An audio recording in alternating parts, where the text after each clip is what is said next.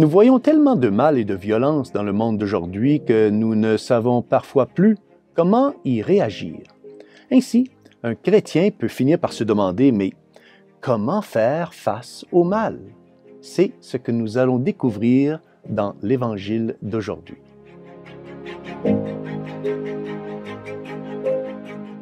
Au nom du Père, et du Fils, et du Saint-Esprit. Amen. Chers frères et sœurs, Salve Maria, et bienvenue à ce commentaire de l'Évangile.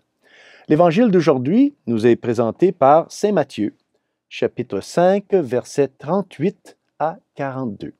Et ici, nous voyons Jésus enseigner à ses disciples que le pardon peut vaincre la haine et que l'amour peut vaincre le mal. Lisons maintenant un extrait de l'Évangile d'aujourd'hui. En ce temps-là, Jésus disait à ses disciples, « Vous avez appris qu'il a été dit, œil pour œil et dent pour dent. Eh bien, moi, je vous dis de ne pas riposter aux méchants. Mais si quelqu'un te gifle sur la joue droite, tends-lui encore l'autre. »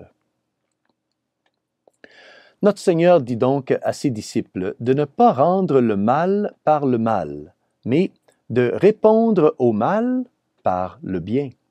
Oui, car la vengeance, frères et sœurs, est un instinct bien réel et naturel chez l'homme, et ce mauvais instinct peut conduire à de grands abus. C'est pourquoi Dieu avait enseigné à son peuple dans l'Ancien Testament la loi du talion.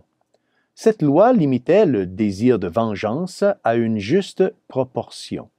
Alors, c'est écrit « œil pour œil, dent pour dent, main pour main, pied pour pied ».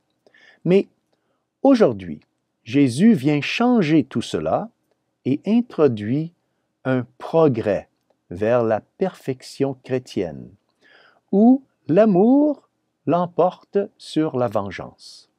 C'est pourquoi il nous a enseigné la nouvelle règle d'or que nous trouvons dans le Nouveau Testament, lorsqu'il dit « Faites aux autres ce que vous voudriez qu'ils vous fassent. » Voilà, frères et sœurs, ce qui résume la loi et les prophètes.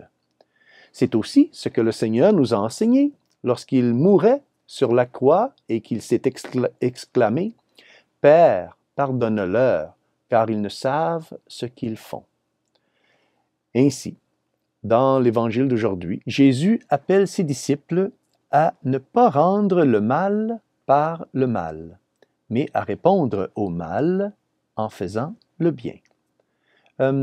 C'est Saint Paul qui dit la même chose dans sa lettre aux Romains. Vous allez vous en rappeler lorsque Saint Paul écrit que « Ne te laisse pas vaincre par le mal, mais triomphe du mal par le bien. » Donc, frères et sœurs, rappelons-nous que le pire instinct de la nature humaine, le pire instinct, c'est de répondre au bien en faisant le mal, comme l'a fait Judas, le traître.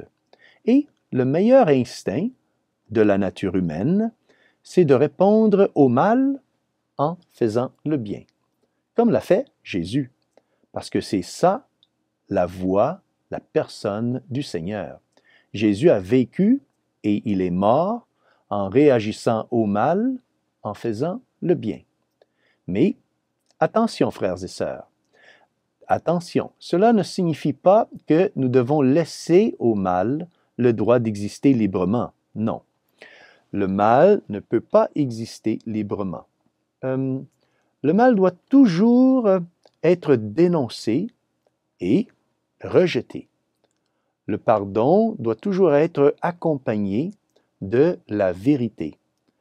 Nous ne pardonnons pas et nous n'oublions pas parce que nous nous sentons faibles ou gênés face au mal.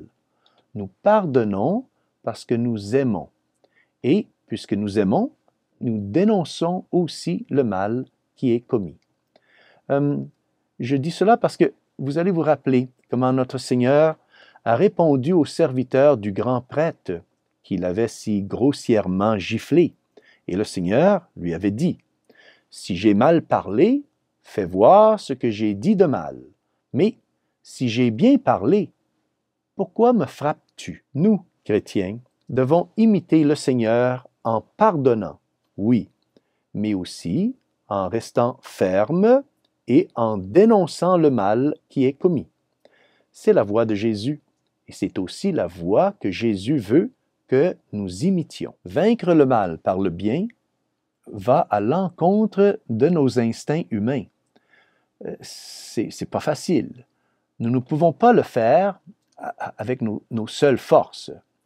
Nous avons donc besoin de la force du Seigneur. Nous avons besoin de la force de la Vierge Marie. C'est pourquoi nous devons travailler et aspirer à grandir dans la foi et dans la prière. Et alors, dans l'Évangile de demain, frères et sœurs, nous allons voir comment le Seigneur va bien plus loin que ça et demande à ses disciples non seulement de pardonner, mais il leur demande d'aimer leur ennemi. Mais aimer son ennemi, est-ce possible? Demandons à la Sainte Vierge de nous donner la force de Dieu, pour que nous soyons toujours capables de vaincre le mal par le bien, en restant fermes dans la foi et en dénonçant le mal partout où nous la trouvons. Et que Dieu Tout-Puissant vous bénisse au nom du Père et du Fils et du Saint-Esprit. Amen. Salve Maria et à demain.